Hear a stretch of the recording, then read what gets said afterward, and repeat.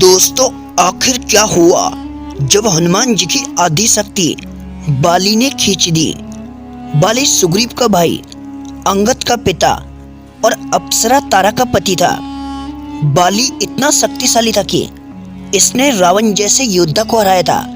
वह किष्किंधा का राजा था और देवराज इंद्र का धर्मपुत्र था।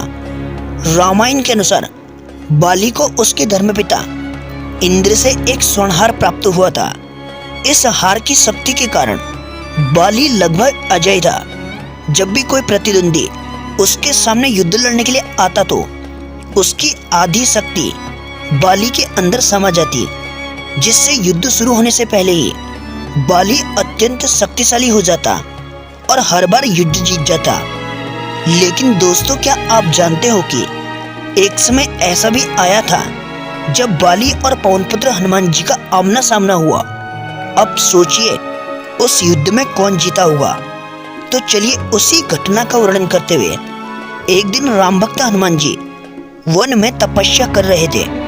उस दौरान अपनी ताकत के नशे में चूर बाली लोगों को धमकाता हुआ पहुंचा और चिल्ला रहा था और बार बार कोशिश कर रहा था और दुनिया को यह भी बताना चाहता था कि उसे कोई नहीं हरा सकता। उसके अंदर इतना घमंड आ चुका था कि जब भी वह सामने रास्ते पर जाता और उसके रास्ते में कोई पेड़ आता तो उसे उखाड़ देता, क्योंकि वह अपना रास्ता नहीं बदलना चाहता था। एक समय की बात है, हनुमान जी राम नाम का जप कर रहे थे। बाली के चिल्लाने से उनकी तपस्या में विघ्न उत्पन्न हो रहा था और उन्होंने बाली से कहा, हे वानर राज, आप अति बलशाली हैं, आपको कोई नहीं हरा सकता है। लेकिन इस तरह चिल्ला चिल्ला कर आप क्या जताना चाहते हैं? यह सुनकर बाली भड़क गया। उसने हनुमान जी को चुनौती दी और कहा कि जिसकी तुम भक्ति कर रही हो मैं उसे भी हरा सकता हूँ। अब हर कोई जानता है कि हनुमान जी बड़े ही विनम्र स्वभाव के थे। हनुमान जी के बारे में कोई भी कुछ कहता तो वह हंसते हुए टाल देते, लेकिन जब बाली ने उनके प्रभु श्री राम के विरोध में बोला तो हनुमान जी को अत्यंत क्रोध आ गया और उन्होंने बाली की चुनौती को स्वीकार कर लिया। दोनों के बीच तय हुआ कि अगले दिन सूर्य उदय होते ही दोनों के बीच एक जंगल में भयंकर महायुद्ध हुआ। बाली अपने राज्य के लिए निकल गया और हनुमान जी अपनी कुटिया की तरफ प्रस्थान करने लगे। जैसे ही हनुमान जी अपने कक्ष पहुंचे तभी अचानक वहां ब्रह्मा जी प्रकट हुए। उन्होंने हनुमान जी को समझाने की कोशिश की कि वह बाली की चुनौती को स्वीकार न करें, लेकिन हनुमान जी ने कहा कि उसने मेरे प्रभु श्री राम को चुनौती दी है। ऐसे में मैं अब यदि उनकी चुनौती को स्वीकार नहीं करूंगा तो दुनिया वाले क्या समझेंगे, इसीलिए उसको सबक सिखाना जरूरी है। यह सुनकर ब्रह्मा जी ने कहा, ठीक है, लेकिन मैं आपसे अनुरोध करूंगा कि आप अपनी शक्ति का 10वां हिस्सा ही लेकर जाएं। बाकी की बची हुई शक्तियों को अपने आराध्य के चरणों में समर्पित कर दो। लौटकर यह शक्तियां फिर से हासिल कर लेना। यह सुनकर हनुमान जी मान गए और अपने कुल शक्ति का 10वां हिस्सा लेकर वह बाली से युद्ध करने के लिए चल दिए। अब बाली और हनुमान जी का आमना सामना हुआ।